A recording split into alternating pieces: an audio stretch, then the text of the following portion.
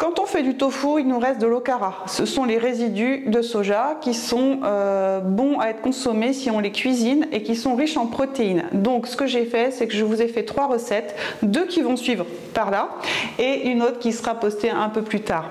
La première recette est une recette de biscuits. Vous verrez que c'est tout à fait simple à faire et que au niveau gustatif, ça peut être intéressant dans un fromage blanc, même à manger comme ça, c'est assez sympa. La deuxième est ma préférée, c'est de la farine de soja torréfiée qu'on appelle kinako, qui devient très à la mode et qu'on peut utiliser en chapelure, voire mettre dans des préparations pâtissières en remplacement d'une partie de la farine. Je vous mettrai des liens en barre d'infos pour ce genre de préparation si ça vous intéresse. Ça se passe maintenant en cuisine.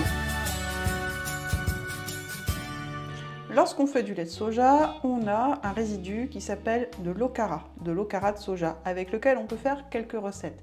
J'en ai sélectionné 2 qui vont vous permettre de recycler cet okara qui a en fait beaucoup de propriétés et notamment la particularité d'être très riche en protéines. Comme vous voyez sur la vidéo, pour nos biscuits aux 4 épices, un petit peu comme un pain d'épices mais biscuité, nous allons mélanger tous les ingrédients. Donc je vous laisse regarder la vidéo parce que c'est juste un mélange, il n'y a rien de vraiment technique dans cette préparation.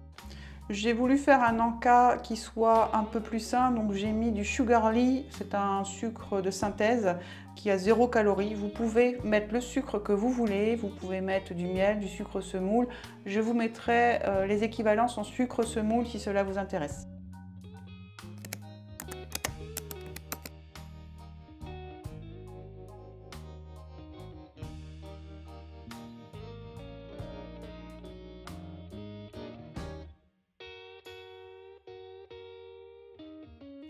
Abonne-toi.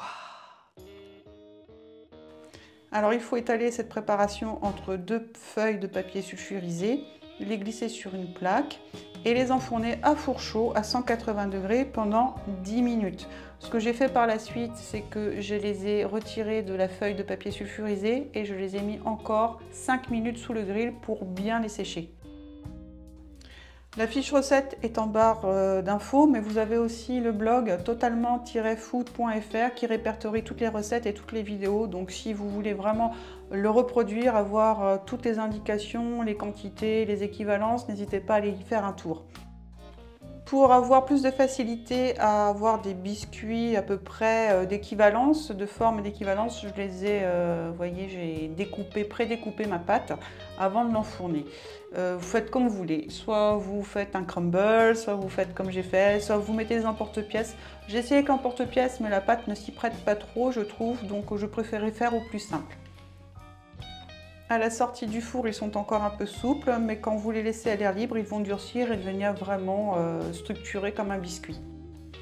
Personnellement, moi je les ai bien appréciés, un peu émiettés au-dessus d'un fromage blanc. Ici c'était un cottage cheese avec des fruits rouges. Je trouvais que ça passait très bien. Après on va pas se mentir, hein, ça va jamais remplacer un vrai bon biscuit, mais en tout cas c'est assez amusant de constater que l'okara peut être recyclé de cette façon. Alors là par contre on va passer sur une de mes recettes favorites avec l'okara, c'est le séchage de cette pâte pour en faire ce qu'on appelle du kinako, c'est-à-dire de la farine de soja torréfiée. C'est absolument fabuleux pour remplacer une partie des farines dans les préparations pâtissières ou pour s'en servir comme chapelure et même dans les préparations salées. Ça a vraiment un goût assez étonnant, un petit peu sucré, qui ressemble en arrière-goût à de la noisette.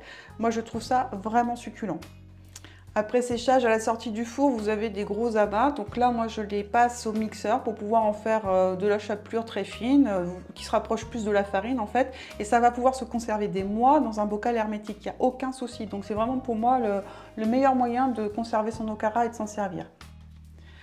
Toutes les instructions pour le séchage de cette pâte d'okara se trouvent dans la fiche recette en barre d'infos ou sur le blog totalement-food.fr. N'hésitez pas à aller faire un tour, vous aurez tous les éléments, toutes les indications pour pouvoir reproduire chez vous ce kinako qui devient très à la mode et dont vous pourrez trouver certaines recettes sur le web. Je pense d'ailleurs en mettre en barre d'informations pour vous guider un petit peu sur comment on peut s'en servir. Voilà, les recettes sont terminées. J'espère que vous êtes amusés à les regarder et que vous les reproduirez. Si ça vous intéresse, eh bien écoutez, vous avez les infos en barre d'infos, la fiche recette, et je vous laisse commenter, me donner votre avis, partager, liker. N'oubliez pas de vous abonner et je vous dis à bientôt sur Totalement Food.